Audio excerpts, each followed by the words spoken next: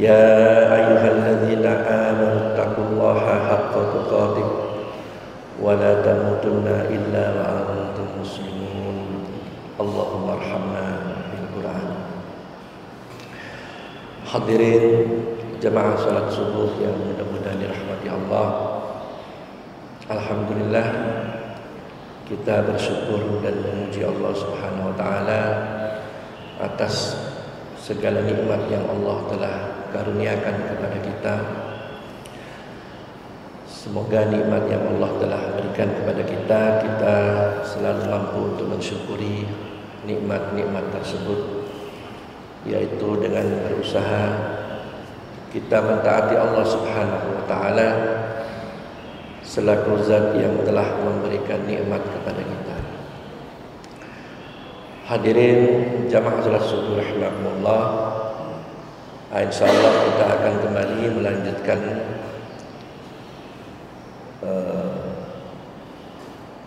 pengajian kita ini atau kajian kita tentang sirah para salafus saleh yang kita baru memasuki awal pembahasan. Kita telah memulai dari dua pertemuan yang lewat, yaitu kita membahas tentang sahabat Abu Bakar As-Siddiq radhiyallahu anhu. Baru dua kali kita membahas tentang sahabat Abu Bakar As-Siddiq radhiyallahu anhu. Insyaallah masih kita lanjutkan pembahasan tentang keutamaan daripada sahabat Abu Bakar As-Siddiq radhiyallahu anhu. Tujuan yang terpenting daripada kita untuk sama-sama mengetahui ini karena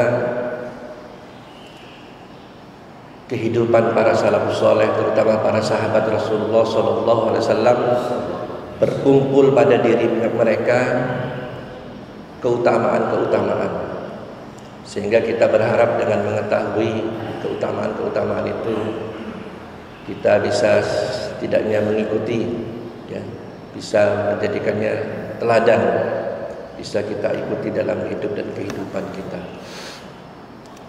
Hadirin jemaah rahimakumullah, di antara keutamaan sahabat Abu Bakar dalam kitab Syiar A'lam An-Nubala dijelaskan Rasulullah SAW sampai pernah mengatakan, "Lau kuntu muttakhidan khalilan lattakhadtu Abi Bakrin khalilan." Andai kata aku diperbolehkan untuk menjadikan seorang manusia itu sebagai kekasih, pasti aku akan jadikan Abu Bakar itu sebagai kekasih. Andai kata aku diperbolehkan untuk menjadikan seorang manusia itu sebagai kekasih, pasti aku akan jadikan Abu Bakar itu sebagai kekasih. Rasulullah itu Habibullah, kekasihnya Allah. Sedangkan Abu Bakar, Nabi menganggapnya sebagai kekasihnya daripada Rasulullah sallallahu alaihi wasallam. Ini menunjukkan yang benar para ulama berkomentar, seafdal-afdal manusia setelah Nabi adalah Abu Bakar As-Siddiq radhiyallahu anhu. Manusia terbaik setelah Rasulullah sallallahu alaihi wasallam. Rasulullah sampai ingin mengangkatnya, menjadikan sebagai kekasihnya. Dalam satu keutamaan yang lain, dalam satu peristiwa, jadi para sahabat zaman Rasulullah SAW itu mengalami dua kali hijrah. Adanya hijrah karena memang kondisi di Mekah saat itu menuntut agar kaum muslimin meninggalkan Mekah dalam rangka menyelamatkan akidah mereka, karena memang di Mekah mereka selalu ditekan, bahkan beberapa orang sahabat disiksa bahkan sampai dibunuh. Nah, untuk menyelamatkan akidah ini terpaksa mereka harus hijrah karena banyak tekanan-tekanan ketika itu di kota Mekah. Maka hijrahlah para sahabat yang saat itu dipimpin oleh Ja'far, Ja'far sepupu Rasulullah SAW, Ja'far bin Abi Thalib, Mereka hijrah ke satu wilayah, yaitu wilayah Habasyah. Ya, Habasyah, kalau sekarang Habasyah ini Ethiopia. Di antara yang ikut hijrah ke Habasyah saat itu termasuk Abu Bakar. Maka berangkatlah sahabat ini menuju ke Habasyah. Mengapa di Habasyah? Karena di Habasyah itu ada seorang raja ahli kitab yang dikenal orangnya baik dan ahli kitab dia, yang dianggap bisa untuk melindungi mereka. Maka hijrahlah mereka ke Habasyah. Raja itu yaitu Raja Najasyi. Dalam perjalanan hijrah itu termasuk Abu Bakar di dalamnya. Ketika sampai di satu perkampungan, satu perkampungan namanya Gharqul Ghimat. Gharqul Ghimat ini nama salah satu perkampungan yang dilewati ketika itu. Digambarkan dari Mekah sampai ke Gharqul Ghimat itu menempuh waktu 5 hari perjalanan. 5 hari 5 malam perjalanan baru sampai di Gharqul Ghimat. Singkat cerita, ketika masuk ke perkampungan Gharqul Ghimat ini, ada tokoh di Gharqul Ghimat ini yang kenal dengan Abu Bakar. Tokoh di Gharqul Ghimat ini kenal dengan sahabat Abu Bakar radhiyallahu anhu. Maka terjadilah dialog antara Abu Bakar ini dengan tokoh di Gharqul Ghimat ini. Namanya Ibnu Daghina. Ibnu Daghina. Dalam dialog itu Ibnu Daghina bertanya, "Mengapa kalian harus meninggalkan kota kalian? Dan engkau, hai Abu Bakar, kenapa engkau harus keluar dari kotamu?" Abu Bakar menjelaskan bahwa mereka terancam, teraniaya, dizalimi, terpaksa untuk menyelamatkan keyakinannya harus keluar dari Mekah. Maka begitu mendengar apa yang dikatakan oleh sahabat Abu Bakar, maka Ibnu Daghina mengatakan, orang sepertimu, orang seperti engkau ya Abu Bakar, tidak pantas untuk dikeluarkan dari negerimu, dari kampungmu, enggak pantas. Karena engkau orang yang selalu menyambungkan silaturahim. Engkau orang yang jujur. Engkau selalu menolong orang yang kesusahan. Engkau menyampaikan hajat-hajat orang yang tidak terpenuhi. Engkau selalu menggembirakan orang lain. Berbagai macam pujian-pujian ini diutarakan oleh Ibnu Daghina ini. Maka kata Ibnu Daghina, Abu Bakar, kamu pulang, kembali ke kotamu, ke Mekah, dan saya akan umumkan kepada para pembesar-pembesar Quraisy bahwa saya telah memberikan jaminan untuk dirimu. Jadi dahulu itu ada kebiasaan orang-orang yang terpandang sebagai ketua-ketua suku itu mempunyai otoritas, mempunyai kekuasaan untuk memberikan jaminan. Kalau sudah seseorang itu dijamin keamanannya, keselamatannya, hartanya, nyawanya tidak boleh diganggu. Artinya kabilah-kabilah yang lain, suku-suku yang lain gak berani ganggu. Lebih-lebih lagi bangsa Quraisy itu dijelaskan dalam surat Al-Quraisy Itu mereka sering bepergian untuk safar, untuk berdagang. Musim panas dan musim dingin. Nah, Ibnu Daghina mengatakan, mari kita kembali ke Mekah. Saya akan umumkan kepada tokoh-tokoh Quraisy agar engkau tetap harus tinggal di Mekah. Karena keutamaan tadi. Maka pergilah Abu Bakar ini kembali ke Mekah bersama Ibnu Daghina. Sampai di kota Mekah, Ibnu Daghina mengumumkan kepada tokoh-tokoh Quraisy, para pemimpin-pemimpin bani-bani ini yang banyak ini, diumumkan bahwa saya telah memberikan jaminan kepada Abu Bakar. Maka mereka tidak berani mengganggu. Maknanya apa dari kisah ini? Abu Bakar ini orang yang dikenal luas Sampai-sampai orang yang dari segi jarak saja 5 hari 5 malam perjalanan itu cukup jauh, mengenal sosok Abu Bakar dan tahu betul akhlaknya Abu Bakar.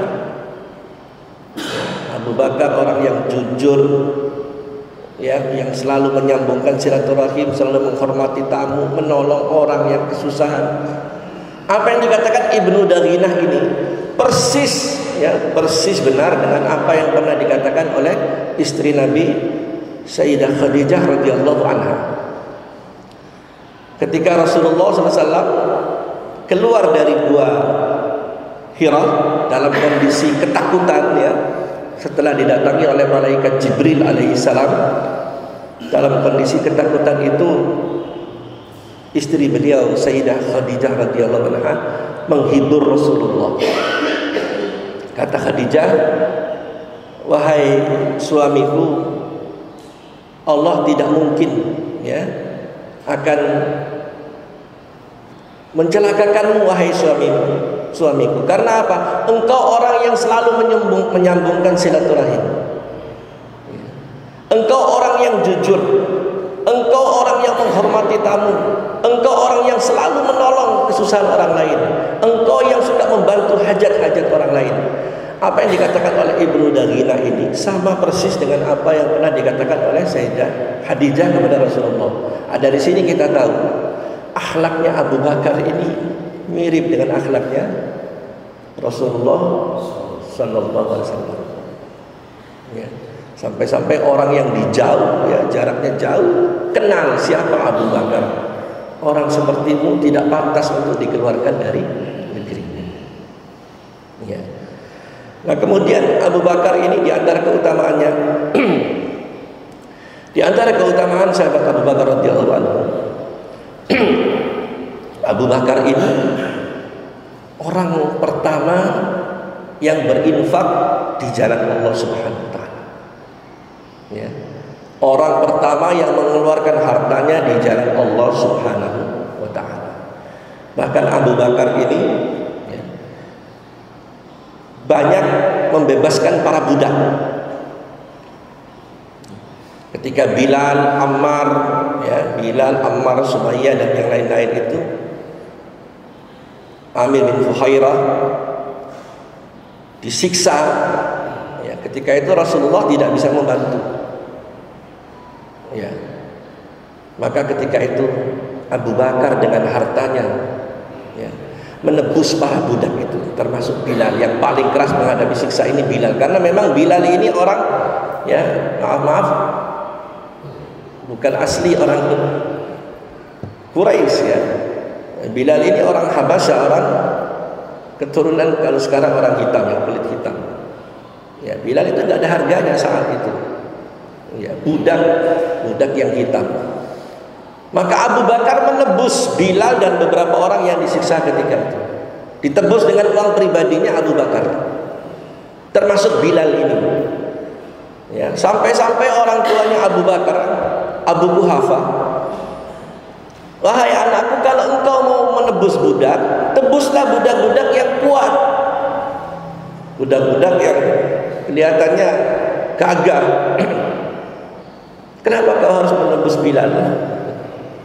Abu Bakar menjawab, biarlah ini urusanku dengan Tuhanku.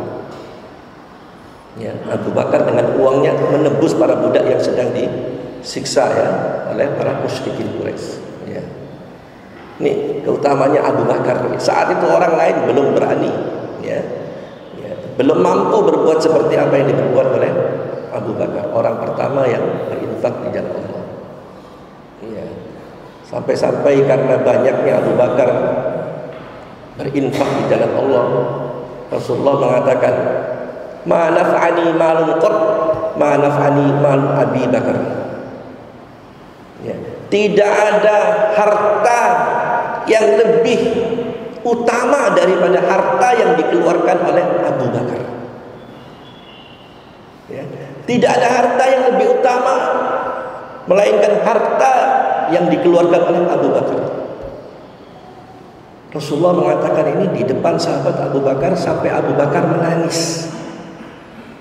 Abu Bakar menangis sampai Abu Bakar mengatakan, "Ma ana wa mali illa lak ya Rasulullah." Ya. Wahai Rasulullah, sesungguhnya diriku dan hartaku hanya untuk engkau, wahai Rasulullah. Ya. Sesungguhnya diriku dan hartaku untuk engkau, wahai Rasulullah.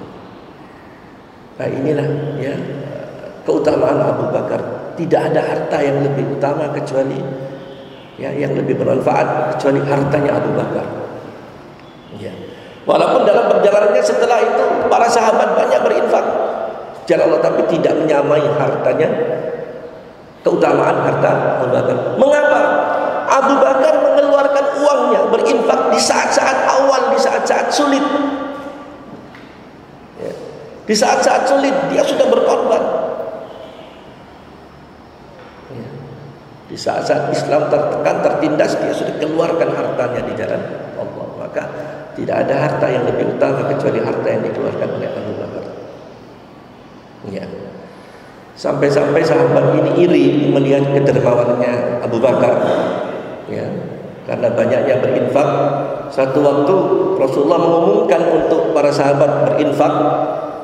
Maka saat itu dimanfaatkan oleh sahabat Umar Ibn Khattab untuk mendahului Abu Bakar. Jadi para sahabat itu betul-betul fastabiqul khairat, berlomba-lomba dalam kebaikan, saling mendahului, ingin berbuat baik. Ya. Ketika Rasulullah mengumumkan agar para sahabat ini berinfak, ya, mengeluarkan hartanya jalan Allah, saat itu dimanfaatkan oleh Umar untuk mendahului Abu Bakar. Umar, ya, datang menemui Rasulullah SAW membawa separuh hartanya.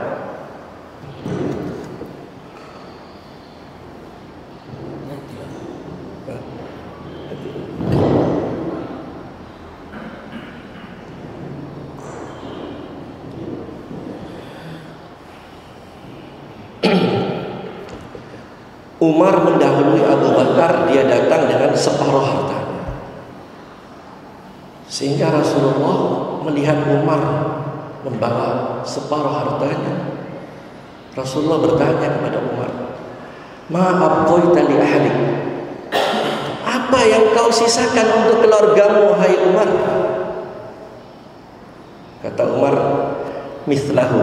Aku sisakan sama seperti dengan apa yang aku infakkan. Maknanya Umar membawa hartanya untuk diinfakkan, separuh hartanya, dan separuhnya disisakan untuk keluarganya. Hingga datanglah Abu Bakar. Abu Bakar datang membawa seluruh hartanya. Umar menyangka saat itu dia lebih awal dan lebih banyak sedekahnya, infaknya. Ternyata Abu Bakar datang membawa seluruh hartanya.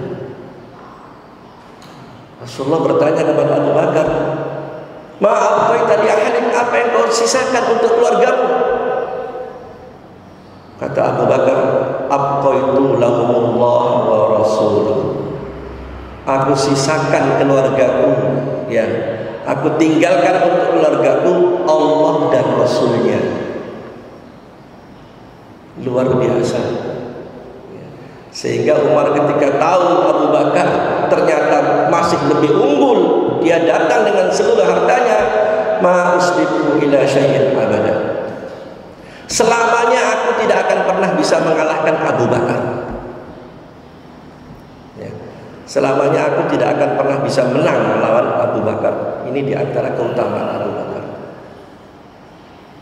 Ya. Di antara keutamaan Abu Bakar yang lain yaitu Abu Bakar, melalui Abu Bakar masuklah 6 orang sahabat yang termasuk dalam jaminan Rasulullah untuk pasti masuk surga. Al-Asyara al-Mubashshiruna bil Jannah. Ya. Ada 10 orang yang dijamin oleh Rasulullah pasti masuk surga. Di antara 10 orang itu 6 orang itu masuk Islam melalui Abu Bakar. Ya. Kecuali Ali, Umar, dan Sa'id bin Zaid. Ya, kecuali 3 orang ini. Yang 6 orang satunya Abu Bakar. Yang 6 orang itu semuanya masuk Islam lantaran Abu Bakar. Ya, 6 orang. Siapa saja 6 orang? Abdurrahman, Utsman bin Affan, Abdurrahman bin Auf, ya, Zubair bin Awam, Sa'ad bin Abi Waqqas, Talha bin Ubaidillah, Abu Abdullah ibn Jarrah. 6 orang ini masuk Islam melalui lisan Abu Bakar Siddiq radhiyallahu anhu. Ya, bayangkan 10 orang ini dijamin surga. Dari 10 orang ini 6 orang itu masuk Islam lantaran ya dakwahnya Abu Bakar Siddiq radhiyallahu anhu. Artinya apa? Kebaikan-kebaikan dari 6 orang ini, setiap kebaikan 6 orang ini pahalanya pasti mengalir kepada Abu Bakar. Man dalla ala khairin ya falahu ajru fa'ili. Siapa yang menunjukkan kebaikan kepada seseorang, maka kebaikan yang dilakukan oleh orang yang ditunjukkan ini pahalanya itu mengalir kepada orang yang menunjukkan.